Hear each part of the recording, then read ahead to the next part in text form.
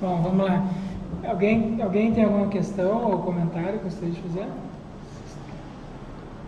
Então, eu estou tentando apresentar os indícios, vocês vejam, essas questões aqui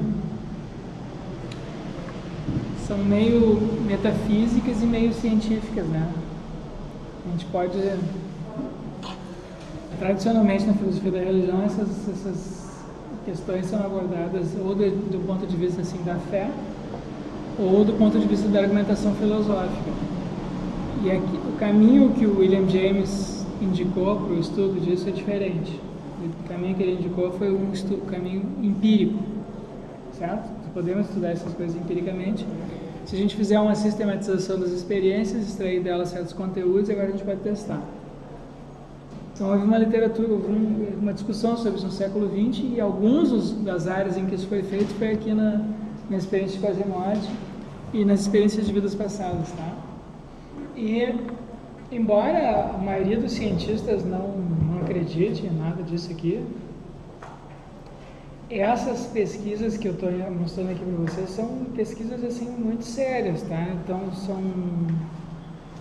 são pesquisas aqui, por exemplo, que estão publicadas nessas revistas de medicina e psiquiatria, que estão entre as melhores do mundo. Não é uma pesquisa assim, não é um sujeito ali na esquina que resolveu defender as suas crenças religiosas num artigo de medicina. Não tem isso, não tem como fazer isso aqui, tá?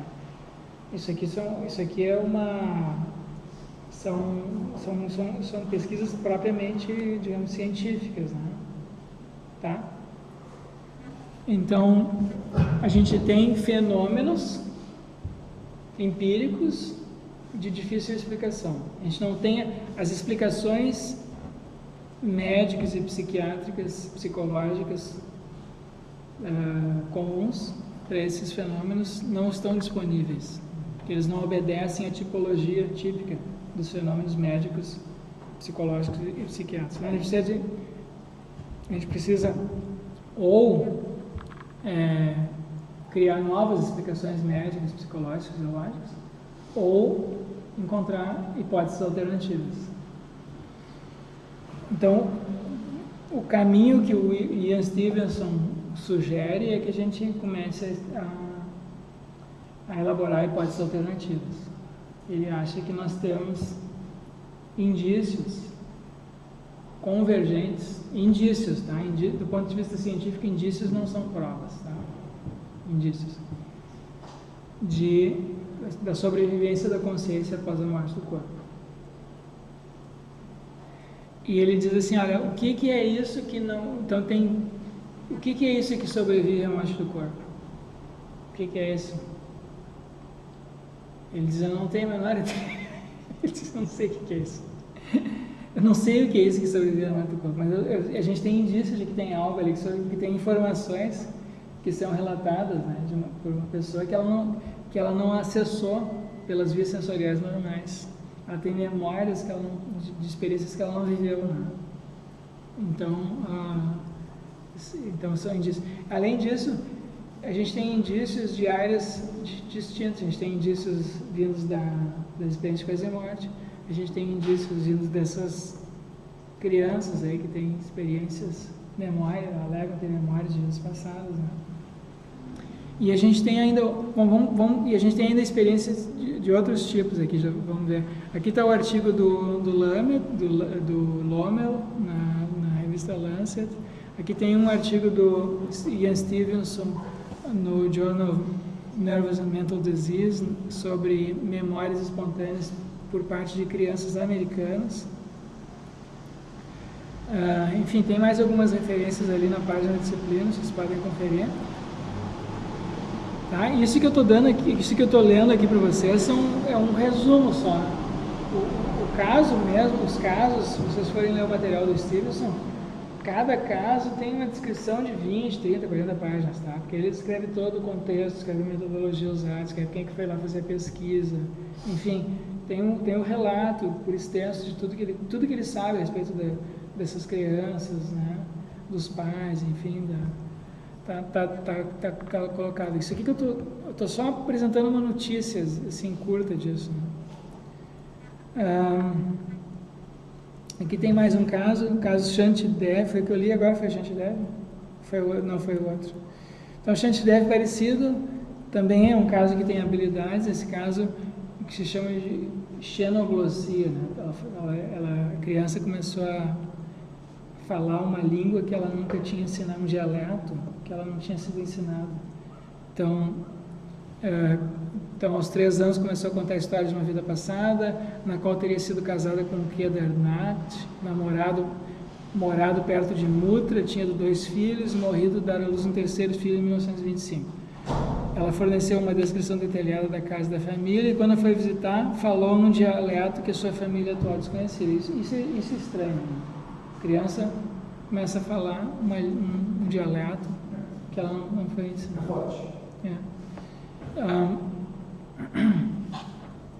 A maior parte dessas crianças, depois dos 9 anos, perde as memórias. Tem alguns poucos que preservam quando adulto. Então tem uma fase ali na infância em que elas têm a memória espontaneamente, depois espontaneamente perdem também, tá? E o Stevenson, e os casos, e a maior parte desses casos de crianças que têm essas memórias, segundo o Stevenson, os casos que ele coletou, pelo menos, são casos em que a criança teve uma morte abrupta, violenta, certo? Ou por acidente, ou por assassinato, ou aqui no caso morreu ao dar à luz a um filho, tá? Então o Stevenson disse assim, eu não sei por que a maioria das pessoas não tem memória, só algumas pessoas têm. Eu também não sei por que essas que têm memórias têm essas mortes abruptas ou violentas. E então ele conjetura, né, que isso pode ser uma aberração, que pode ser uma coisa, uma anomalia do ponto de vista assim, psicológico, espiritual, talvez tenha a ver com o fato da morte dessas crianças ter sido dessa maneira, né? Então isso preservou ali. Mas enfim, a hipótese dele é que a gente teria aqui indícios empíricos de reencarnação, tá? Nesse esse Shantidev. Esse foi o caso de uma mulher que preservou as memórias quando adulta. Ela continuava se lembrando quando adulta. Então, mas é um caso raro. Aqui tem um caso americano, mas esse é um caso fraco. Só coloquei aqui para vocês verem, né, que tem alguns casos americanos. Mas ele é muito, muito vago, você não consegue identificar exatamente quem era. Mas enfim, a tipologia ali está presente, né? Embora não tenha havido a verificação. Depois a gente tem casos de percepção extrasensorial.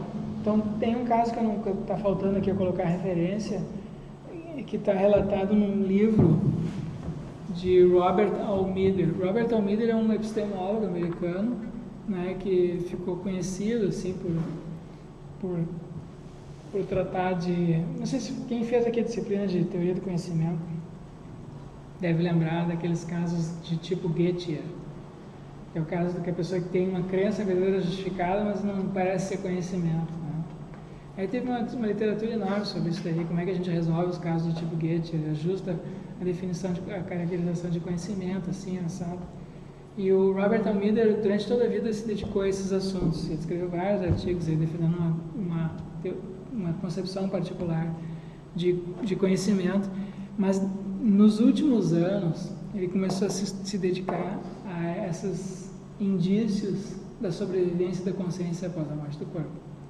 E ele escreveu um livro que se chama Morte e Sobrevivência Pessoal, em que ele faz uma sistematização da literatura, e um dos indícios que ele apresenta são casos de percepção extrasensorial que foram feitos no contexto daquelas pesquisas que tinham durante a Guerra Fria com percepção extrasensorial sendo usado para espionagem, tá? Então os Estados Unidos tinham um programa de espionagem em que eles usavam pessoas da União Soviética, e tinha também. E depois, quando isso foi discutido, isso é um programa secreto, né? E quando Depois houve uma discussão sobre isso no Congresso americano, e o Congresso americano achou terceira bobajada, cortou o financiamento e acabou o programa de pesquisa. Tá? Mas as pessoas que faziam parte, então já havia a pesquisa. E tem alguns casos, de alguns resultados assim, que foram surpreendentes, e a Almeida menciona e discute alguns casos desse tipo. Então, são habilidades que algumas pessoas apresentavam de perceber objetos à distância. E claro que essas habilidades variavam muito, as pessoas se enganavam, mas tu tinha um acerto muito maior do que seria esperado. E tinha um caso em particular que os americanos estudavam, que era um sujeito que era muito hábil nisso. Então, ele fazia, e os testes assim que eles faziam eram do tipo assim, tu colocava a pessoa numa sala, e na sala do lado tinha uma mesa, e eles colocavam um desenho, uma coisa escrita, para testar essa pessoa. Então, essa pessoa se concentrava, e aí, depois de um tempo, ela abria os olhos, e na sala lá tem uma folha com um desenho disso, daquilo, ou com uma palavra escrita. Então, acontecia o seguinte, às vezes, e eles colocavam um detector de energia, de corpos, enfim, algum tipo de detector para ver se tinha alguma coisa entrando e saindo ali da sala. E algum tipo de atividade elétrica, enfim, algum tipo de movimentação ali na sala. E aí, o que acontecia é o seguinte, se a pessoa, às vezes, ela se concentrava, eu disse, gente, de fato, eu entrei nesse negócio, mas não vi nada, certo? E outras vezes ela dizia, sim, eu me concentrei, saí do meu corpo, fui até ali, tinha um negócio escrito na mesa e era isso. E outras vezes ela dizia, sim, me concentrei, fui até ali, mas eu não consegui ver o que estava escrito. Então tinha esses três casos. Às vezes ela não acontecia nada, às vezes ela alegava ir até ali, mentalmente, e via alguma coisa, e às vezes ela alegava ir mentalmente ali e não via nada. Tá? E o resultado era assim, muito superior ao que se esperaria da adivinhação. A pessoa que adivinha aleatoriamente o que está acontecendo. Então, esse foi um caso bem assim, por qual havia assim, indícios surpreendentes de uma capacidade de percepção extrasensorial. Aí a gente tem muitos casos anedóticos, quer dizer, há casos de relatos, mas que não foram estudados, tá? De médiums ou de místicos, que não foram estudados assim por pesquisas empíricas. Então, um caso famoso, aqui, pelo menos para nós aqui da filosofia, é o caso do místico sueco Swedenborg. Certo? Swedenborg viveu na época de Kant, então no século XVIII. E o Swedenborg era um cientista, um empresário, era um sujeito assim, muito inteligente na época. Enfim, ele era um filósofo, era um escritor, era um cientista, era um empresário de mineração, tinha muito dinheiro. Enfim, era um sujeito assim, muito conhecido na Suécia, muito respeitado. E lá pelos 40 anos, ele começou a ter experiências místicas. E ele começou a se dedicar a isso. E ele escreveu uma sequência de livros, uma obra, em vários volumes, chamado Os Arcanos Celestiais, que fazem uma descrição dessas visões que eles tinham do mundo espiritual, que é uma descrição do mundo espiritual, tal como se apresentava para ele nessas visões. Tá? E o Kant se interessou por isso e comprou os livros dos Swedenborg. A gente sabe o que a gente tem, né? Tem a biblioteca do Kant, enfim, foi tudo catalogado e tal.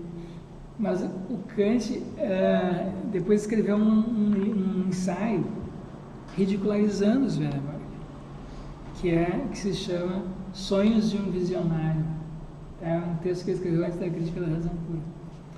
Mas o Kant ficou muito intrigado com isso, e inclusive escreveu para os Swedenborg cartas, pediu para um amigo ir lá entrevistar o Swedenborg.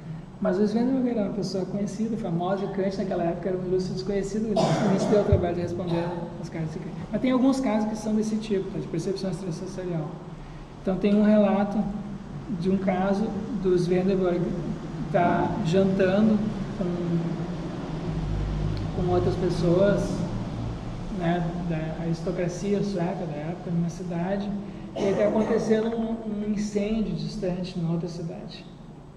E no meio do jantar, o Swedenborg entra numa espécie de transe e diz: olha, está acontecendo um incêndio nessa outra cidade, não sei o quê. Ele começa a descrever o incêndio que estaria acontecendo nessa outra cidade. E tinham pessoas ali que tinham casas nessa cidade. E ele diz: na tua casa pegou fogo, a tua casa não pegou fogo. E coisas assim, tá? E, então, isso é uma época em que não tinha telefone, não tinha telex, não tinha nada. E aí, 3, 4 dias depois, eles recebem notícia, né, pelo correio, confirmando isso que o Swedenborg diz ter acontecido. Então, tem muitos casos assim, tá? Tem muitos casos, tem muitos relatos desse tipo aí na literatura, mas são relatos assim anedóticos, a gente não tem um estudo científico disso, tá? Então, começa a ter esse estudo científico disso no século XX. E tem vários estudos americanos testando pessoas que nos Estados Unidos se chamam de psychic, aqui no Brasil a gente chamaria médiums, enfim, né? Então são estudos assim de resultados dúbios, tá? Tem alguns casos em que tu tem simplesmente adivinhação. Em outros casos tem mais acerto do que erro, mas tem erro misturado com acerto.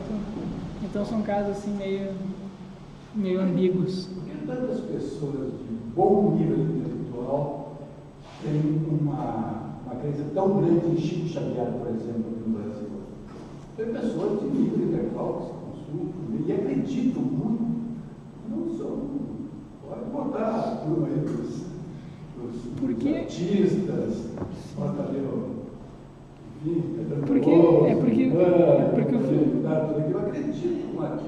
Porque a quantidade de fenômenos, porque o que ele fez foi de fato surpreendente, né? O que ele fez foi de fato surpreendente. Então a gente tem fenômenos desse tipo em todas as religiões, certo? Então, não espiritismo. O espiritismo é uma religião à parte. Mas assim, fenômenos esses que no espiritismo se chamam de fenômenos mediúnicos, a gente tem no catolicismo, tem nas religiões protestantes, tem no budismo, então a gente tem em todos. Mas no caso do Chico Xavier ficou famoso porque quando bem jovem ele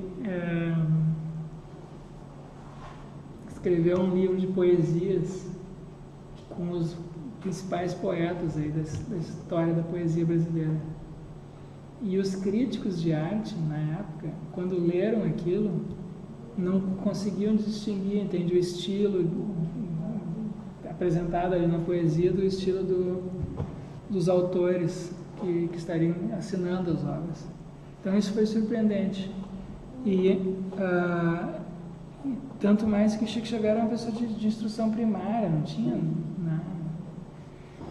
Então isso foi. Depois ele ficou famoso por causa de uns programas de televisão que aconteceram na década de 70. E se chama programa Pinga Fogo. E em que ele foi entrevistado por personalidades e tal. E ali, enfim, é interessante. É difícil de explicar o que está acontecendo ali. Tá? Chama atenção como tantas pessoas dizem acreditar. Mas o fenômeno é real, tu não tem como negar. Dizem que acreditam mesmo. Mas o que quer dizer acreditar? Então o Veloso ele bate pé e vai lá, se consulta direto, sei lá. Sim, mas é que o fenômeno é inegável, tu entende? A explicação que tu dá para o fenômeno aí pode variar. Mas que tem alguma coisa espiritual ali de grande porte acontecendo, isso é inegável, eu acho. Da mesma maneira que tu conta em outras pessoas de outras religiões, mas ali aconteceu isso, né? Então, tem muitos, assim, relatos, entendeu? De coisas, assim, surpreendentes acontecendo ali. Fenômenos, assim, de materialização, de evidência, né? Dele relatar coisas.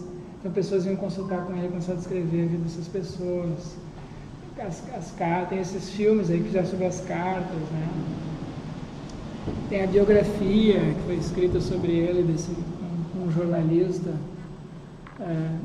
né? Enfim, apontando os indícios, né? Dessas coisas surpreendentes. Enfim, tá? E tem mais recentemente estudos científicos sobre as obras dele. Então tem duas desse tipo. Aqui eu coloquei uma só. Uma foi feita com as assinaturas de caligrafia. Então pega a caligrafia de pessoas que já faleceram. Chico Xavier está escrevendo uma carta de uma pessoa com um familiar. Então eu comparo a assinatura dessa carta psicografada com a assinatura da pessoa já falecida, né? E aí tu tem os laudos ali de pessoas confirmando, né? Confirmando que alguns casos são bem parecidos e alguns casos é uma mistura do Chico Xavier com uma da personalidade. Então isso é surpreendente. O outro, aqui tem uma pesquisa, ó, com informações. Então que eles selecionaram algumas dessas cartas do Chico Xavier, ó, isso está nessa revista americana. Selecionaram algumas dessas cartas, pegaram as informações que tem essas cartas que são verificáveis. Verificáveis. Então o Chico Xavier, por exemplo, diz assim, escreveu ali, o teu filho morreu assim assado, na data tal, ou aconteceu isso, o apelido dele era tal e tal, ou ele chamava você assim assado, coisas assim que tem como ser verificadas. E fizeram uma tabulação disso daí, nesse artigo aqui, ó. Tá? Então, isso tudo é surpreendente, não? Então a gente tem esse tipo de fenômeno aí também. Tá? No caso do catolicismo, o médium atual no Brasil que mais se assemelha a um fenômeno desse tipo é o Pedro Siqueira. Pedro Siqueira. Você não conhece Pedro Siqueira? Tá. Então eu vou botar ali o link para o material dele. Tá? Esse é um advogado, um procurador carioca, que tem esses dons do Espírito Santo. No catolicismo se chama de dons do Espírito Santo. Então, ele faz coisas parecidas com essa do Chico Xavier. Então, reza o terço, está rezando o terço, em público, canta uma música, reza o terço, canta uma música, reza um pouquinho. E lá na metade do terço, ele começa a dizer coisas assim, ó. Aí tem uma multidão lá na igreja. E ele começa a dizer coisas assim, o fulano de tal, sei lá, José, não sei o que,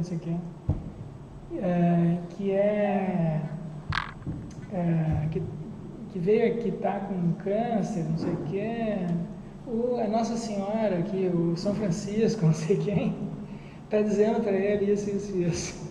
Então tem uma informação ali, tem várias informações ali, algumas delas são verificáveis, né? Que começam a circular ali. Ele diz, o fulano de tal, que está aqui, e que veio aqui porque está preocupada, a mãe que está preocupada com o seu filho, que se chama não sei o que ficou em casa, que não quis vir aqui. O fulano, né, nome tal, que estava passando por aqui, que não acredita nada, mas ficou curioso, entrou aqui. Mesmo tipo de fenômeno que tem nessas cartas do Chico Xavier, tem nesses terços aí do Pedro Siqueira. Então essas são coisas assim difíceis de explicar, né?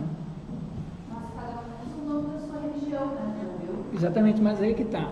O nome, se a gente, do ponto de vista científico, o nome não importa, tá? Do ponto de vista assim, científico, o que importa é o fenômeno ali, que tipo de, e se tem paralelos, né? Se o fenômeno é do mesmo tipo, né?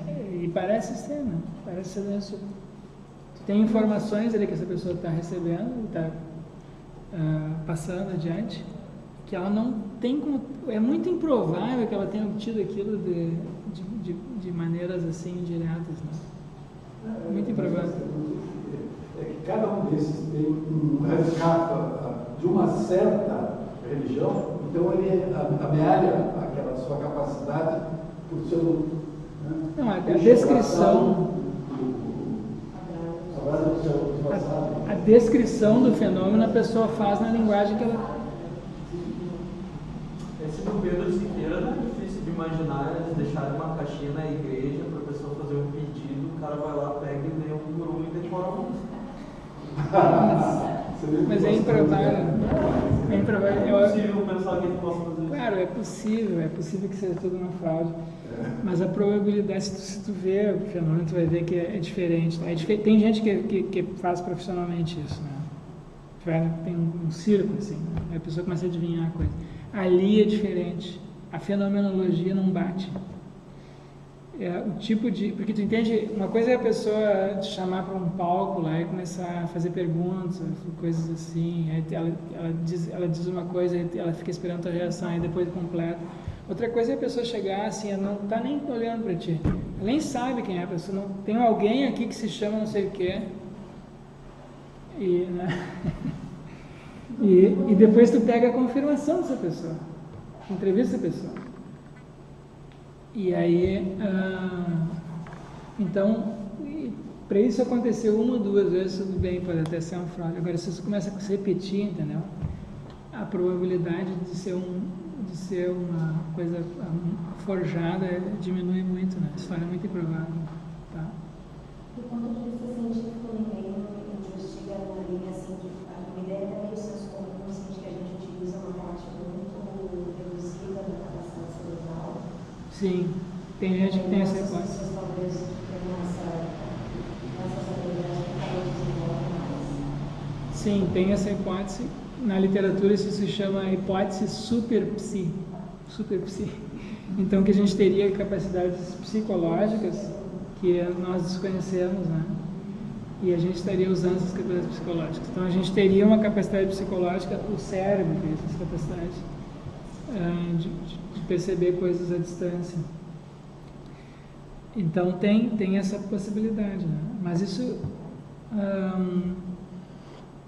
se tu admite essa hipótese, tu já também está rompendo com as explicações médicas e psiquiátricas convencionais. Então, tu entende? Então, se tu reconhece a realidade do fenômeno, fica difícil tu conciliar aquilo com as hipóteses materialistas que atualmente a gente tem na literatura.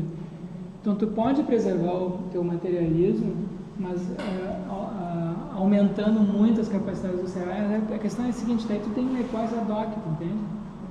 É uma hipótese ad hoc que tu criou para manter o teu materialismo. Então tá, pode ser que seja assim, mas enfim, hipóteses ad hoc. As hipóteses ad hoc geralmente elas são menos interessantes assim, do ponto de vista científico. São hipóteses que tu cria para conformar as tuas crenças ao que tu está observando. E no caso dessas outras, não, né? No caso dessas outras hipóteses, tu tem indícios vindo de fontes diferentes. Já tinha essa hipótese antes e tu usa ela. Enfim, a literatura sobre isso está em aberto, tá? E, por fim, tá? Não sei se... Depois eu coloco os indícios aí o link para o Pedro Siqueira, se vocês derem uma olhada. Eu falar uma vez que tinha um médium, assim, que uma vez me contaram isso, que minha mãe estava internada e tal, em coma, e eu estava falando com as pessoas. Aí me falaram uma vez que tinha um médium, eu não lembro disso, mas que ele encarnava assim, e tipo... O sujeito não era formado em medicina nem nada, quer dizer que ele encarnava e encarnava, sabe? Encarnava num médico lá, viveu tempo atrás que era especialista. Sim, tem que E aí ia lá e arrancava o câncer da pessoa. Sim, tem, claro, tem isso, né? Tem isso, doutor. Eu não vi, eu fiquei, claro, cético, mas a pessoa disse. Não, é que vocês têm que analisar, é que assim, tu tem que analisar o fenômeno, tá? Cirurgia espiritual também, né? Se você fala espírita, é coisa dezenas, cirurgia todos os dias. Né? Tem isso. Tem que ser médico, parece formado, mas tem que ser médico espiritual também. Tem que ser médico. É que teve alguns casos desses que foram assim, que ganharam fama negativa, né? Agora recentemente teve um desse do João de Deus, que foi preso por assédio sexual, violentou, não sei lá o que ele fez, mas enfim, tinha um fenômeno espiritual ali, mas tinha junto um indivíduo de éticas, assim, de ética duvidosa, tá? Mas o que o William James e outros dizem? Que são capacidades que nós todos temos. Nós todos temos isso em maior ou menor grau. Algumas pessoas têm maior grau. Agora, o fato de tu ter essa capacidade, tá? A mesma coisa, por exemplo, tu pode ter um excelente ouvido musical, ou ter um excelente talento para medicina, para filosofia, e não ter ética nenhuma, tu entende? Tu pode ter habilidade técnica e não ter ética. Então, isso parece ter acontecido em muitos casos. Teve casos disso, tá? Teve casos que ganharam má fama. E aí não saber tocar instrumento nenhum. Não, tu pode ter ouvido musical absoluto e ser uma pessoa, ser um patife, ser um cafajeste, isso que eu estou dizendo. Né? O problema é que isso, quando isso se mistura com religião, com esses fenômenos religiosos, a coisa fica toda embaralhada, entende? Então tem gente que diz, isso aqui é um caso de patifaria, de enganação, eu não tenho por que acreditar nessas pessoas, porque olha só o que ela fez. Aí generaliza e não generaliza, aí tu não estuda o fenômeno mesmo, tá? Esse aqui é o problema. É difícil. Agostinho já dizia, veja que todos os ofícios têm os bons e os maus. Ninguém te engana. Bom, mas a última segmento aqui dessa literatura são as chamadas preces intercessórias. E houve diversas pesquisas que foram feitas com isso nos Estados Unidos, então eu incluí aqui duas apenas, tá? Porque eu acho que elas sintetizam um pouco assim o estado atual dessa discussão. Então, teve várias pesquisas, assim, muita gente que dizia assim, não, as preces intercessórias, assim, eu rezo quando a pessoa tem um parente doente, eu faço uma oração para essa pessoa e eu acredito, as religiões todas dizem que isso pode produzir um efeito na melhor dessas pessoas. E vários grupos religiosos promoveram pesquisas nesse sentido e confirmaram, dizendo que tinha sido confirmado, mas depois foram ver a metodologia estava meio fraudulenta, né? A pesquisa foi meio enviesada. E aí teve um sujeito que fez uma pesquisa bem grande e que funcionou assim, eles pegavam um paciente de 2 alas de um hospital grande, muitos pacientes, e arranjaram um grupo de pessoas que iam rezar por uma das alas e não pela outra. E depois, então essas pessoas não sabiam, as pessoas que estavam participando da pesquisa sabiam que elas estavam participando da pesquisa, mas os doentes não sabiam em qual dos grupos elas estavam. Elas podiam estar, que nem faz com placebo, né? Tu dá um remédio, para todo mundo, mas ninguém sabe que isso que ele está tomando é o remédio mesmo, é um placebo. Tá? E depois, e aí tu fica monitorando a recuperação, a saúde, enfim, dessas pessoas que estão nas 2 alas, para ver se as pessoas que estão recebendo orações melhoram mais rápido, ficam menos tempo internados, coisas assim. Tá? Então, teve várias pesquisas que deram resultados positivos, nesse sentido, algumas deram resultados negativos. Aí você tem um sujeito que elaborou uma pesquisa assim, agora eu vou acabar com todos os problemas metodológicos, né? Porque os pacientes não sabem. Eu vou fazer o mesmo teste como se estivesse fazendo um teste farmacêutico. O paciente não sabe quem está recebendo oração e quem não está. As pessoas que estão rezando não sabem para quem que elas estão rezando direito, não sabem qual ala elas estão. E fizeram essa pesquisa e o resultado foi neutro. não deu nenhum resultado. Tá? Então foi uma decepção para os grupos religiosos. Então a pesquisa sobre isso não avançou muito depois disso. E aí o que aconteceu? As pessoas houve uma série de críticas a respeito, porque essa era a pesquisa que tinha sido montada para acabar com os problemas metodológicos, tá? Que é o problema metodológico. Porque assim, se eu rezo por uma pessoa, ela sabe que eu estou rezando por ela, então isso pode ter um efeito psicológico.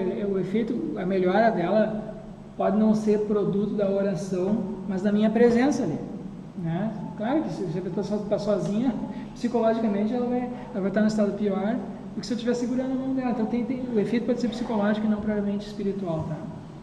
Então, para acabar com esse efeito, ele criou essa pesquisa aí. Mas aí as pessoas que na literatura subsequente, essa pesquisa foi criticada justamente por eliminar, por desfigurar a prática espiritual. Então, o que as pessoas disseram foi o seguinte: olha, normalmente, quando as pessoas rezam, quando as pessoas rezam para as outras pessoas, tem uma gradação diferenciada assim, nas emoções, no envolvimento emocional das pessoas. Então, esse grupo de pessoas que elas escolheram, elas recebiam tipo assim uma folha, um primeiro nome de, sei lá, 20, 30, 40 pessoas, e elas faziam uma oração só citando aqueles nomes. Então não tinha nenhum envolvimento emocional maior ali naquele envolvimento emocional pessoal, né, com aqueles nomes. E então o que os pesquisadores sugeriram foi talvez a gente devesse criar um ambiente mais próximo às situações reais em que as pessoas estão orando e discriminar pessoas que são mais hábeis na oração de pessoas que são menos hábeis. Porque eles pegaram um grupo e tinha gente ali que era inexperiente, tem gente que bastava dizer que rezava, né? Não tinha assim não havia nenhum filtro para discriminar as pessoas que têm a prática mais regular, mais profunda em direção às pessoas que não têm. Então, algumas outras pesquisas depois menores foram feitas com pessoas que têm essas práticas espirituais mais profundas, tá? E aí aqui tem uma pesquisa que foi feita, ó, de pessoa rezando, pessoas que têm prática espiritual profunda, tem outra pessoa num outro lugar, e essa outra pessoa num outro lugar agora está ligada a uma máquina de ressonância magnética. E aí elas rezam por essa outra pessoa. E essa pesquisa agora deu resultados positivos, tá? Então tu tem um efeito fisiológico no cérebro dessas outras pessoas que estão recebendo a oração, produzido por essas pessoas aí que parece que é concomitante, né, ao período da oração. Então a gente tem, mas enfim, tá? A literatura, nesse caso, a gente tem pesquisa nos dois sentidos. A literatura é inconclusiva, tá? Então, enfim, se alguém quiser tirar alguma conclusão, tem que continuar pesquisando. Não tem, o resultado atual nós não sabemos o que está acontecendo aqui, se é que não está acontecendo, tá? Do ponto de vista científico. Sim, escapa para o lado da a experiência pessoal. Sim, isso aí cada um. E aí cada um por si, com convicções bem interessantes dessa individualidade, né? Mas também são visíveis. Tá, essa é a literatura, tanto quanto eu conheço. Certo? Então, vamos lá. Semana que vem